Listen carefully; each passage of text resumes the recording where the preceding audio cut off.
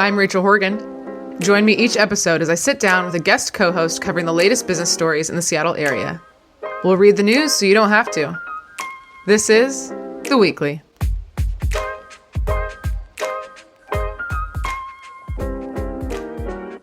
What is up, everyone? If I sound different, it's probably because I went to the gym today, which is the first time in my whole life. I really am not a gym person. I grew up playing sports, and when I want to work out, I go for a run. But I'm trying to have this, year of take care of myself. And so my good friend Sonia Demko runs Demko Fitness in Belltown, and I was complaining to her about this, and she said, come on in. So it was hard, but it was good. So she does like personal training and semi-private training because I need somebody to tell me what to do. I don't know, these people listening, do you need to go to have somebody tell you to do the gym? Yes. My big breakthrough this year was getting on the treadmill on a regular basis. And that's about it. I sit in my basement like a troll because I mostly work from home.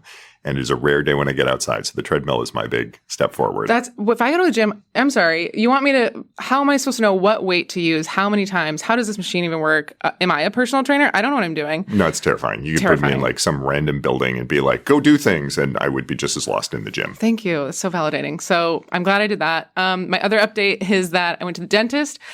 This is not a paid promotion from Delta Dental. This is just a PSA of something I learned because, as many of you know, I'm a freelancer now, so I have to get my own insurance. And I put off dental insurance because it just seemed expensive, and it's not. It's the lowest package is like $30 a month, and I'm paying about $60 a month for Delta Dental, and I can sign up at any time. So no cavities. They're great. I've had their coverage before, too. Yeah, well, I just feel like it's easy to put off. Not brought to you by Delta Dental, but yeah, no, they're great.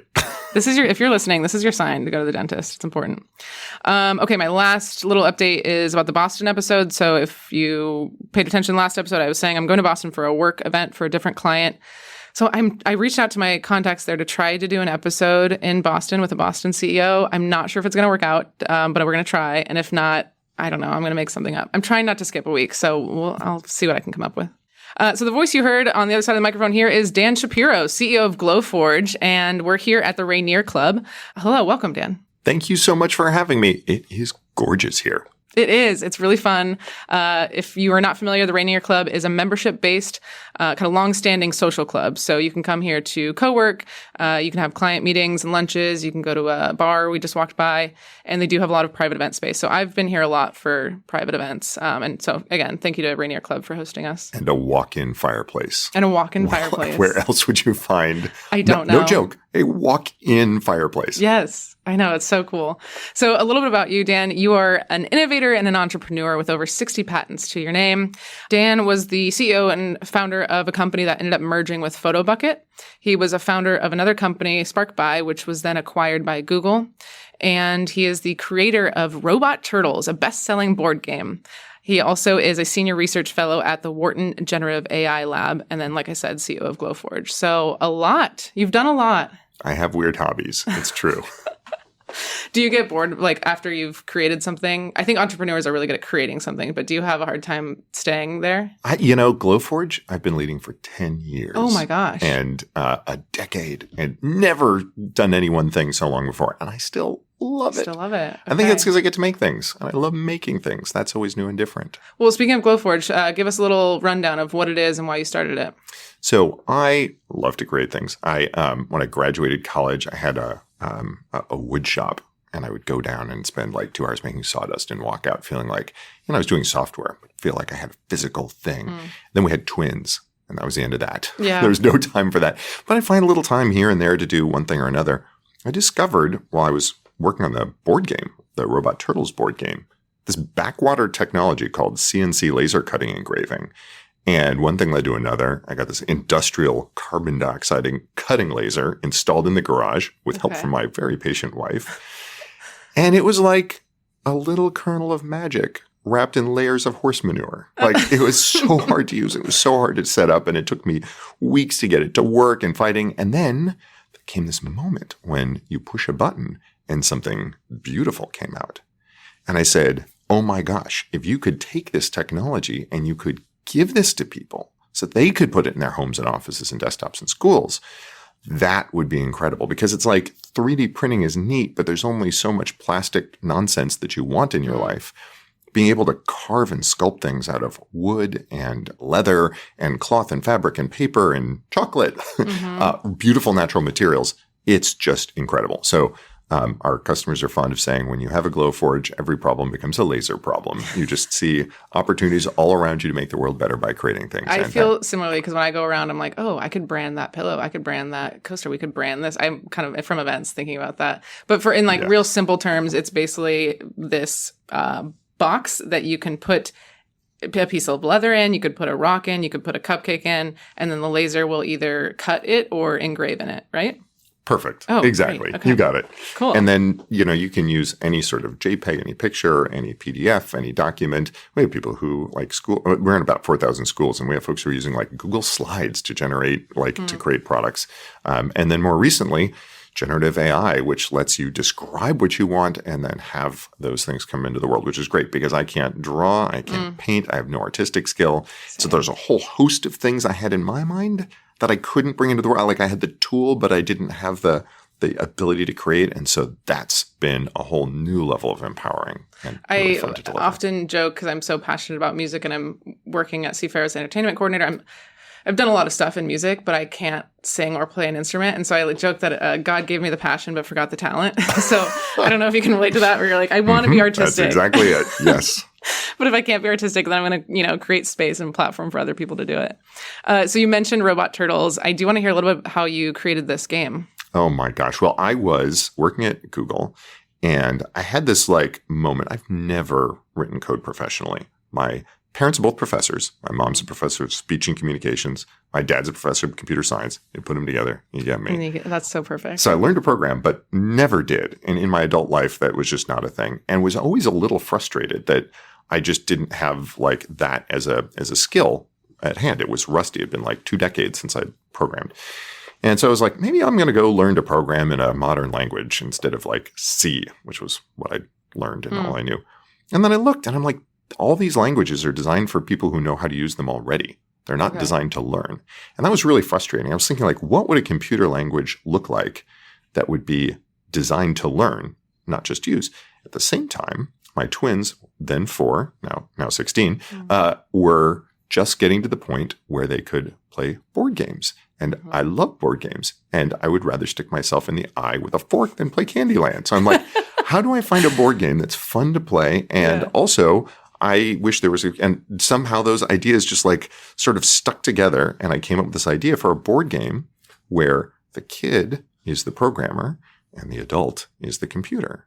Okay. And the fun part of the game is the kids boss around the grown-ups just like programmers boss around computers. Wow. And so they learn these very simple principles, no reading, right? Just pictures, but they learn the idea of trying things and experimenting and trying again and simple things like loops, all while driving turtles around picking up magic gems. That's so creative. And you saw a problem, made a fix to it, and made it fun. And yeah, I just think that's really cool that you created that. And then there's a history that you made with that in terms of it was one of the most popular fundraising. Yeah, I set a record for the most backed board game in Kickstarter history. Backed board game. So the most people backing not the most amount of money, most people backing the board game. Yeah, there was another game that had made a huge amount of dollars, but it was this giant box full of miniatures and everything else. And I literally went onto Kickstarter and I was counting the number of supporters. And I was like, I think we actually, royal we, because it was just me. I have more supporters than anybody else. And I knew somebody at Kickstarter, a guy named Luke Crane, who ran their games team, who I just met while doing this. And I emailed him and I'm like, hey, is this a thing? Is this? And he's like, I never thought about counting the number of backers instead of the number. That's great. Yeah, I think you're right. And I was like, hooray. So funny thing was, a dear friend of mine helped me with that campaign named Alon Lee and gave me a bunch of ideas and suggestions. And then when I finished, he was like, I'm going to do one now for a card game. Okay. And that was Exploding Kittens. Oh, one of the most popular games. Yeah. Beat my record by 20x. Oh. And so I helped him with that, but really my only claim to fame for that was I was the one who suggested the Not Safe for Work edition, which has since become a... Is it still called Exploding Kittens? That one's called something it's Exploding Kittens, but they have the Not Safe for Work version as well as the, PG-rated version. And it's funny because you didn't grow up like a game designer. It just kind of came to you. Yeah, that was just something I got excited about. So then I wound up hanging out with a lot of game designers. And then we wound up taking, a different record, but we did wind up with the most dollars for any 30-day crowdfunding campaign with Glowforge. We sold $27.9 million of them in a month.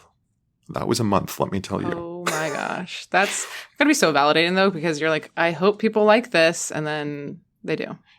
That part is amazing. And like all first-class problems, when you're in the middle of them, they don't feel first class. They just feel like problems. We had a big sign up in the office with like the number of dollars, and we only had like 10 employees at the time, and they came in and were like, Dan, could you please take the sign down? It's really too much pressure. It's too stressful. I'm like, I feel it too, but I thought it was just me. Yeah. Oh, man. That's good.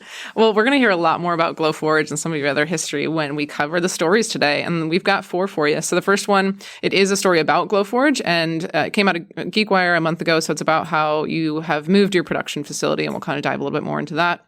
The next one is Tutta Bella, a Seattle pizza company. They've expanded their deal with Kroger, and we'll talk about what that means for their production and kind of more delicious pizza for more people. For more people, yes. Rover, our little Seattle dog app of sorts, they acquired a Dublin company. So we'll explore what the future holds for Rover. And we'll end on a bankruptcy. We'll end on a low note, which is Rite Aid, also who bought Bartell Drugs, our local pharmacy. They are bankrupt again. Wah, wah. So let's get into it. The first one is Glowforge. So to recap the article, the biggest components of it was that Glowforge had moved production from, it's funny talking about the company with you right here. Let me tell you about in Glowforge. The third person, yeah. So they moved production from the U.S. to Mexico and then moved the production back to the U.S. And then the other half of that article was about how they're using AI in the warehouse to track employee safety. So initially, I want to talk about why switch from California to Mexico, and then why switch back? Talk us through that.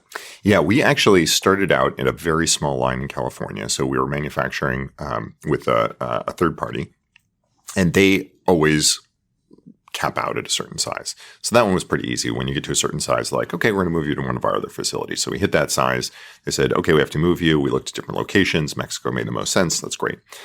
Built a lot of amazing machines in Mexico, had a wonderful team there. And there came a point when we started looking at what we needed and the speed at which we wanted to change and innovate. And the challenge is when you work with a big third-party manufacturer, they're very good at like doing a lot of stuff really fast, the same thing every time. Mm-hmm. Like think back to the, Henry Ford with the assembly line, everybody put the widget in the place. We wanted to do something different. We wanted something that would let us scale production up and down more quickly. We wanted to be able to make faster innovations to how we built them and faster innovations with the product. And so we started playing around with it, and we decided that we were going to do something that now this is like we made this decision 6 months ago. So this is a little before, before it was cool. Like we think we can do this in Seattle. Mm-hmm.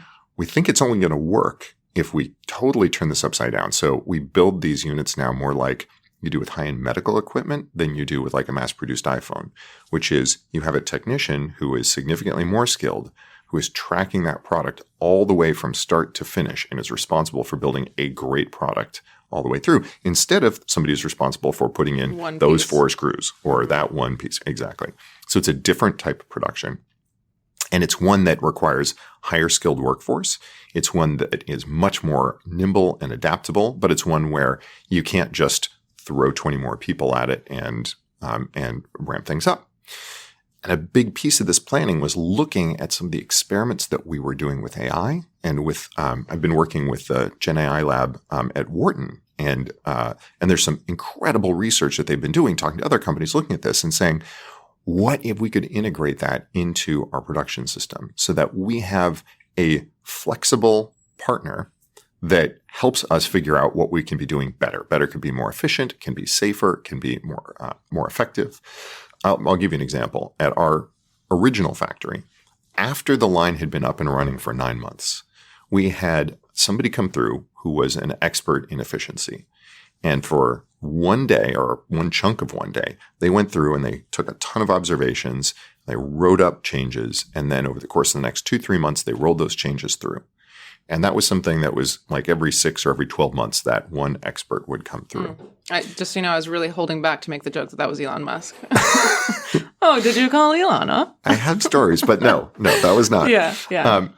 And what we have is cameras all over that are actually being analyzed by large language models, because language models can do video now, that are looking at this from all sorts of different perspectives.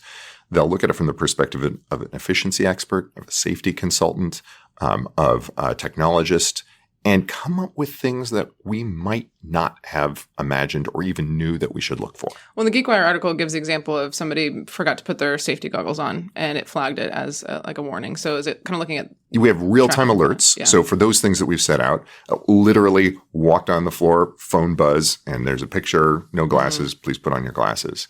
We also have, at the end of every day, a set of suggestions. And so the folks running the line can look at that and say, oh, this is interesting, that's interesting. So an example of that was at one point it found somebody was parking a cart in front of the fire extinguisher. That's like normal place. It would just sometimes sit there on the way from here to there. But it noticed this because it's watching 24/7. It's not just the safety inspector who comes through once and says, hey, we should have designated spots for carts or move the fire extinguisher because you don't want the cart in front of the fire extinguisher. Right. Oh, that's interesting. And then we also have the ability to like ask it questions and say, hey, have any units been not touched for more than 2 hours? Or do we have any cases where somebody just looks frustrated? And questions like that where it can come back and help us go troubleshoot problems or find opportunities we didn't know existed. And would you say from the move between California, Mexico, and back to Seattle, are you producing more? Are you producing faster? Or are you producing differently? Like, I guess, how does the numbers shake out? It is, just being blunt, people are much more expensive. Yeah.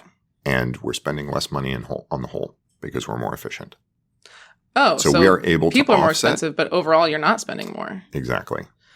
Okay, because my other question was going to be obviously about these tariffs, and a lot of people are talking about producing things in the U.S., and some of the arguments is we don't need other countries, we can produce everything here. Some of the other arguments are we don't have the facilities, we don't have the tools and all of that. You've literally gone through this. What is something that you feel like people aren't understanding about this kind of argument? It's, oh my gosh, it's expensive and it's out of my pay, or it's complicated and it's out of my pay grade. But first, we get to kind of pat ourselves on the back and say, oh, good for us. Like we solved a big chunk of this, but not all of it. Because it is absolutely true. Supply chains are global. And many of the components that go into a Glowforge come from other countries, and many of them have to. There are literally 6 companies in the world that make one of our critical laser components. All 6 of them are in China, 6 out of 6. There was a 7th in Italy, they closed. That's it. Oh. So like there's no world in which you build a product like this where you're not sourcing those parts from China. Now, could another company spin up to go provide that part? Potentially, but that's not something you can do overnight. So that part is something where we have to pay full force tariffs on that no matter what. And so we have significantly less exposure because we've moved the manufacturing here, but there's no part of the world that doesn't depend on every other part for its components, for its supplies. So this is tough. It's tough on us. It's tough on anybody in this space, anybody who's building something.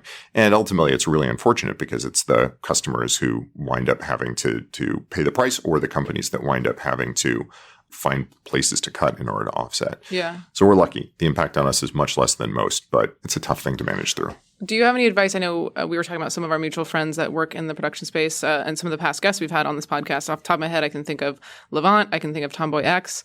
I know they've both talked to me about how this is coming up. Do you have any advice for people, especially small businesses, that are going to be dealing with some of these tariffs? Oh my gosh. I mean, I wish I had some good advice. And the worst part is, even if I did, it could be obsolete tomorrow. Because it's not just the decisions. Funny. It's not funny, but it is, yeah. Yeah, it's the chaos around the decisions that makes it so difficult to know what to plan for. Yeah. Right? Like, I've talked to companies that are like, we can't even try to cope because the coping could make things worse if they change. Like, we go through all this expense and trouble to shift only to find that whatever we shifted to is the new punching bag. Yeah. So it's a really difficult world of uncertainty to get through. Yeah. No, I appreciate that insight. Thank you for sharing about the production. I think that's, a lot of people don't know what goes on behind the scenes in a production facility. We just have our Glowforge and we're happy.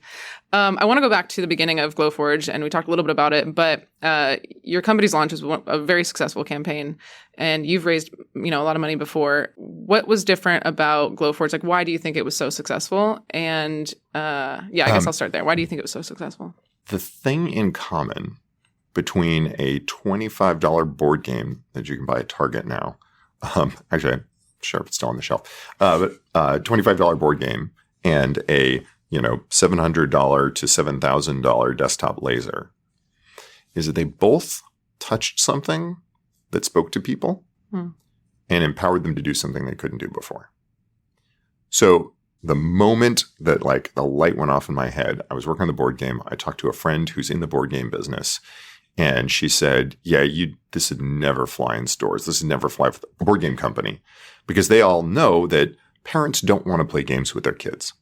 They think they do. Yeah. But what they really want with a board game is a way to shove the kids in the corner and have them occupy themselves. Mm-hmm.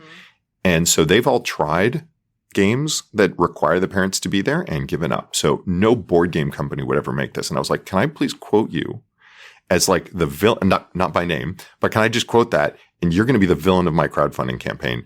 This isn't going to exist unless you want it, because the companies all think you don't want to play games with your kids.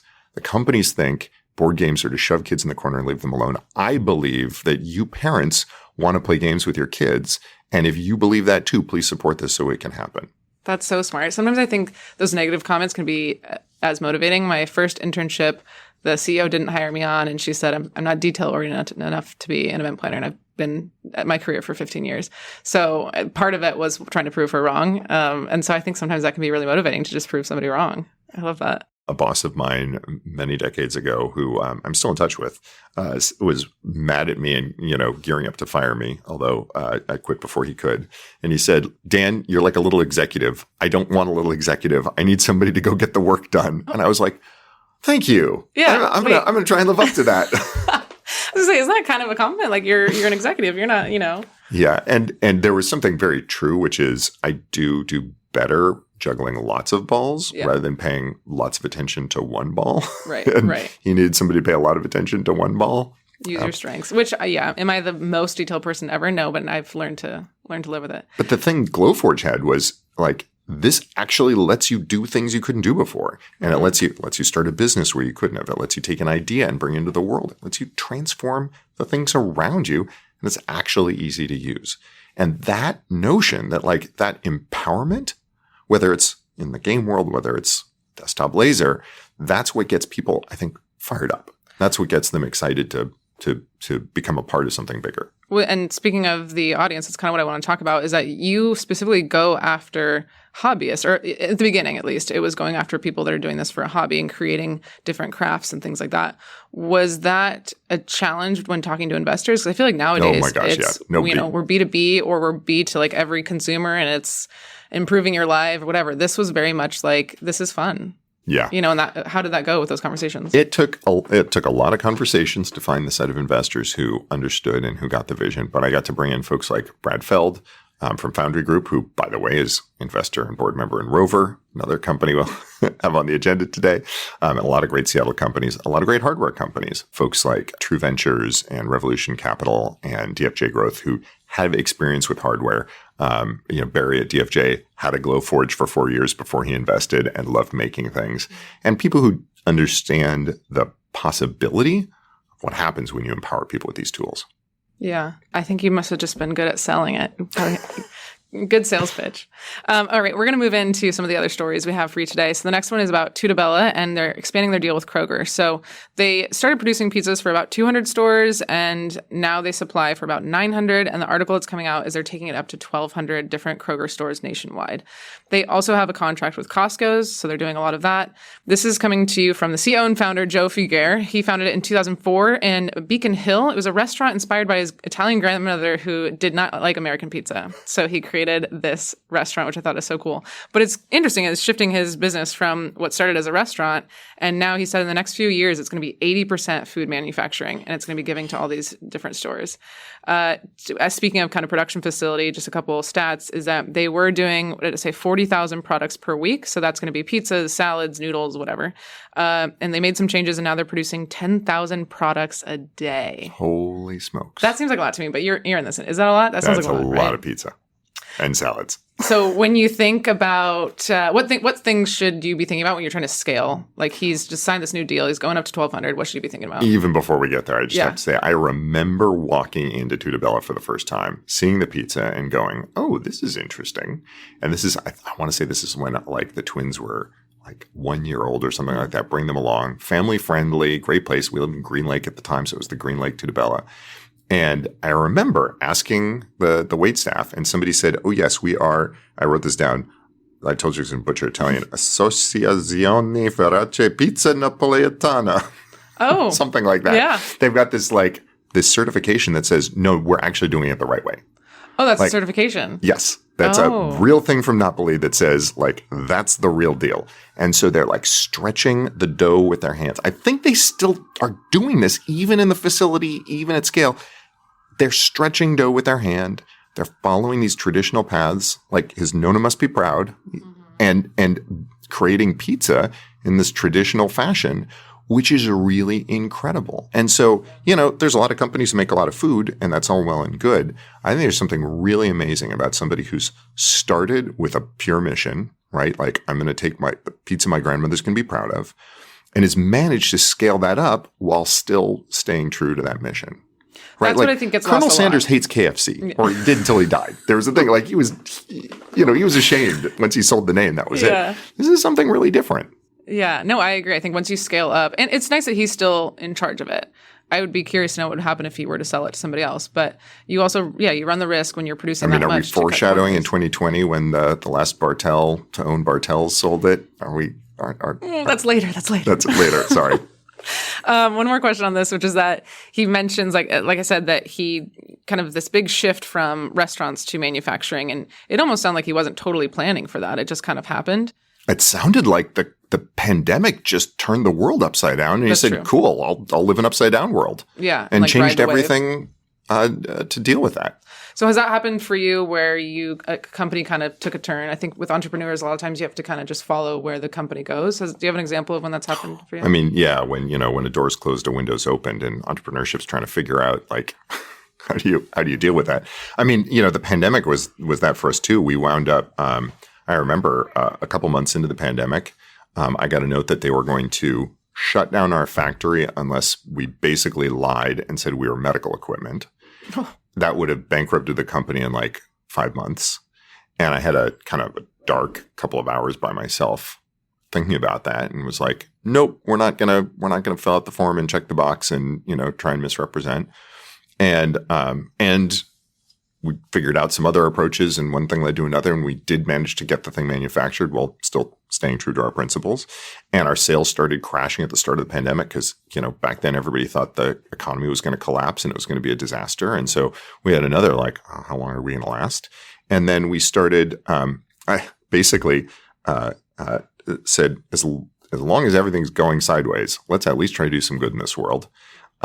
Talked to somebody who's a professor who turned us on to this problem that folks were wearing masks that were too small because all the masks were not meant to be worn all that time and they were in the wrong size. We're getting bruises on the back of their ears. We developed this thing called ear savers, which is a little piece of plastic to take the pressure off. We delivered that to 50,000 people, that digital design to 50,000 Glowforge customers who wound up producing 2 million ear savers and distributing them for free to people across the US. We set up a whole software thing so that people could request them and get them delivered. And our sales took off like a rocket. Wow. And that wound up being the saving grace of the company. I think that speaks to your character, that you were willing to, you weren't going to lie that this was a medical thing. And you also still were so true to your mission. And in this case, it paid off. And I think you love to see when that does pay off, when like the good guys do, get a win. So sometimes it all works out for the best. Sometimes. What was that quote you had in the article where it was like, strategy is how you explain something that you already did or whatever? What was that? Yeah. An old mentor of mine, Tom Huseby, who's now passed, said, strategy is the story you tell afterwards to explain why all the harebrained decisions you made. Right. I meant to do that. That's exactly. That is why I did that. I feel for that for sure. Anything else before we move on to the next one? I'll just say I think it's really exciting that that this high quality product is going to come from Seattle to the world, or at least across the U.S. And I think they're manufacturing in Sodo. Yes. Was that it? That's Welcome to the neighborhood. Yeah. That's where we manufacture as well. You guys should have a little club, a little party. That's right. And come into the Rainier Club. No, Absolutely. Look at that. Seamless commercial. Okay, the next one is Rover. They're acquiring a Dublin company. So the Dublin company is called GooDog, I guess, and it connects dog owners with sitters and walkers. Rover is now going to be operating in 12 countries. And just a reminder, if you forgot, that Rover was bought by Blackstone, a private equity company, last year. And they also acquired a cat sitting marketplace. So they're out there. Private equity came in and they're just starting to acquire a couple different companies. So let's talk about acquisitions. One question. Before we start, I have to say, Aaron's a good friend, the CEO. And I'm actually having drinks tonight with Greg Gottesman, who was part of the team that put together Rover in a hackathon, a weekend contest. And I'm the least qualified person to opine about Rover because I, like many others, thought it was ridiculous and like gave Greg some really. some so the first idea light. You're like, no, that's a dumb idea. I mean, and then here you are. Wow. Yeah. Do they remind you of this every time you see them? I think they'll let it go. Yeah. They've proven themselves many times over. Yeah, it's an incredible business and an incredible team behind it that made it work. Yeah. So acquisitions. My first question is, when looking at GooDog, it connects dog owners to sitters and walkers. That's what Rover does. So why would a company acquire another company that does the exact same thing? Is it mostly to get the customers? Is it because they're in a different country? Because oftentimes when I see acquisitions, it's like, we're this big company and we don't do this little thing here. So we're going to bring this company to come in and do this piece. But do you have any kind of insight on like, why would you have a company so similar? So Aaron Easterly, the CEO there, and that team are breathing rare air. They've created billions of dollars of value. And now they have to figure out what comes next. Mm-hmm. And when you've done such an incredible job of creating a market, like this idea of pet sitting as a unified service and executing against it, there's the like, what do you do next? Mm-hmm. And part of that is looking at all the different opportunities around the world. Where can they take what they've done here and replicate that forward in other countries? And in order to do that, they need that wisdom on the ground. Mm. And so I don't know anything about this particular acquisition from the inside, but it looks super smart because I think it's a small team. Yeah, it's like a couple dozen 10 people. Yeah. So they're going to get or even less than that. Okay, five or 10. They're going to get people who deeply know and understand and are passionate about this and can help give them the eyes and ears on the ground.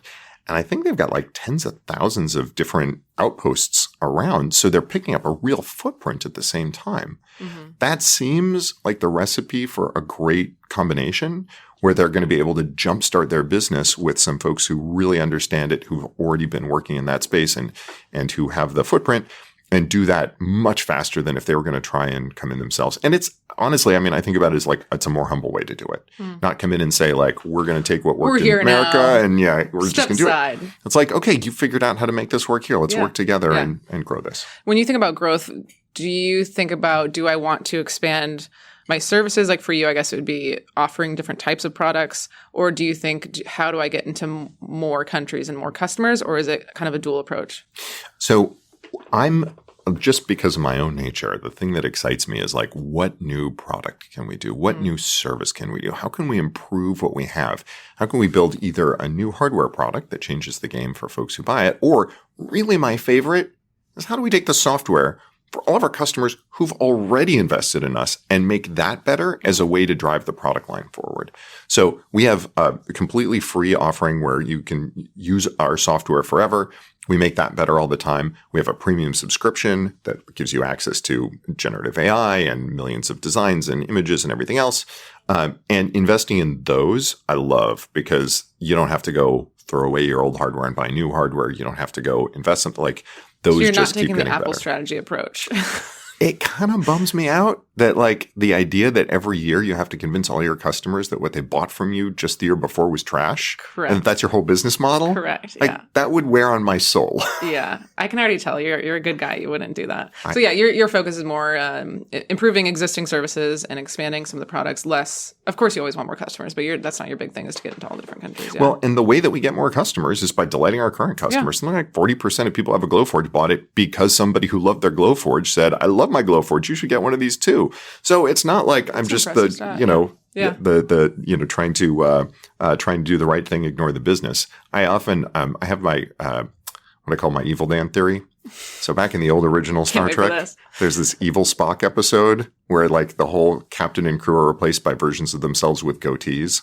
And they do everything differently. And they get themselves in all sorts of trouble. And so my evil Dan theory is somebody replaced me with Dan with a goatee, who is just like mercilessly ruthless. Okay. If that Dan would do something really different than what I do, then I've got a problem, because then I'm running our business in a way that's not a great business. So I try and think, how can I build a business where the right thing to do is also the thing that aligns with our values? And so when I look at like, what are all the things we could invest in? And I say, investing in our software, like that's a place where I can be like, this works. Like all the pieces come together because it delights our customers. It makes us feel great about what we do. It also drives new customer growth. It drives new opportunities. Like that's where the wins come in all across the board. So I'm always trying to figure out that thing where I'm like, okay, no, this makes sense both in a way that that aligns with our values and is great for the business. Yeah, I think it can be easy to move away from your mission and your values when you are trying to make quick, easy decisions or cheap decisions. And the harder decision is to stick to your values and missions. I feel that. I want to kind of go back into your old acquisition days with Sparkbuy.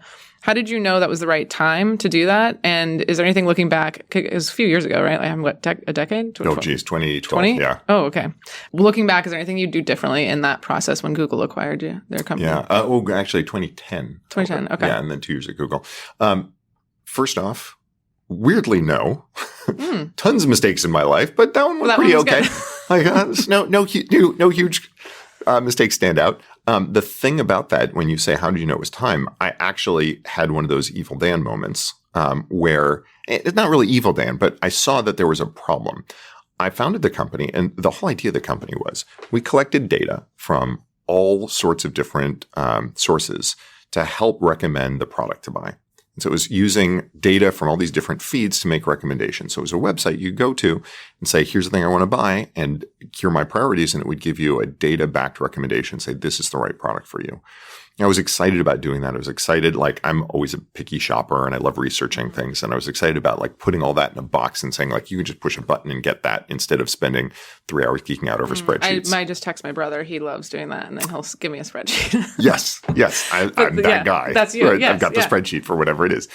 And I was excited about taking something I created that I loved and giving it to other people and doing that. What became clear was that that wasn't going to be a great business. The great business was going to be selling the data. That the data we were collecting and selling was really valuable and people would want to license that. And I looked at that and I said, that's going to be a great business. And I selfishly am not excited about running that business. Like that's not the thing that I want to get out of bed and do. And that kind of stinks because if you're the CEO of a company, you're responsible to a lot of people, to your employees, to your investors, and saying like, I don't feel it, I'm going to do something else. Yeah. That's not cool. Yeah. And so when Google was approached about buying the company, I got to go, this is the win-win. Yes. This is the way I can have a great outcome for my investors. This is the way I can go do something fun and exciting and see what it's like working inside of Google, do right for my employees. And we didn't have any customers worth speaking of at that point, so I didn't have to worry about doing right by them. And so it was the way that all those things could come together. Yeah. Yeah. I think you made the right choice. It's good to know when the right time is to move on and not overstay at a company, like you said, when your heart's not in it. Okay, we're going to move on to last one, which is Rite Aid and Bartell Drugs. I know in other episodes, I keep calling it Bartell's. You're ending us on a heartbreaker. I know. Looking back, I should have changed that. But your last question will be motivating. Okay, so Rite Aid, if you remember, bought Bartell Drugs in 2020, and then, in my opinion, ruined everything. And from the 4th generation Bartell owner. Family company. It still makes me sad when I go into the store. So they emerged from Chapter 11 bankruptcy. closed some stores, sold some things, and they're like, we're good. We're going to figure this out. JK, they're not good, which is a story that just came out, is we're going back into bankruptcy. And they are going to, again, close a bunch of stores. They're going to close or sell all their stores. So this time they're just like, we're out. We're totally done. The service is still going to remain during the sale, unless it's one of the ones that are closed, of course.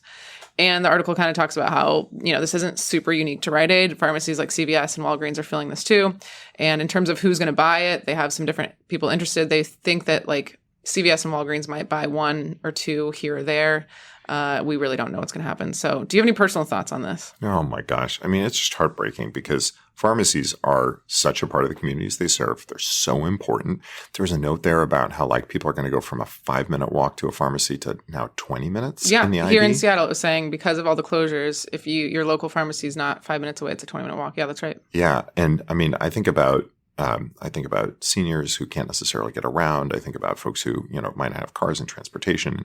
Like, that's a huge challenge. Bartell's in particular was like, it's a Seattle thing.